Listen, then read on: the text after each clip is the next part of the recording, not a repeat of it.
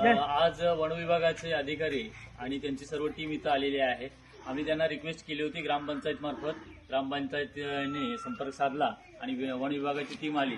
कारण काय झालं होतं, शाळेतलं पालेभाज्या वगैरे शाळेत केल्या जातात आणि तशाच पद्धतीनं वाडी ही मध्यभागी, वाडीच्या शाळा मध्यभागी असल्यामुळं वाडीच्या परिसरात सुद्धा पालेभाजी वगैरे लोक करतात. पण त्याचा उपद्रव महत्वाचा, पाणी घालून भरपूर लांबून पाणी आणून ही पालेभाजी केली जायची. पण वानरांचा उपद्रव इतका होता की एक सुद्धा पालेभाजी त्या पालकांच्या अथवा आमच्या शाळेतल्या मुलांना त्याचा उपभोग घ्यायला यायचं नाही. पण आज ही जी टीम, वन विभागाची टीम आलेली आहे, बऱ्यापैकी माकडं त्यांनी पकडलेली आहेत आणि त्यामुळे भविष्यात असं वाटतंय की नक्कीच पालेभाजीचा आस्वाद आमच्या सर्व मुलांना तसेच ग्रामस्थांना सुद्धा होईल. त्याबद्दल वन विभागाचे मनपूर्वक आमचे सर्व टिकेवासीय आभार मानत आहेत. धन्यवाद.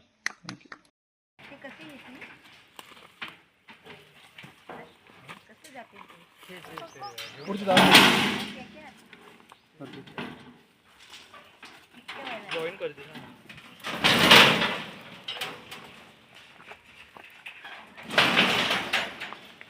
तारा सोडतोय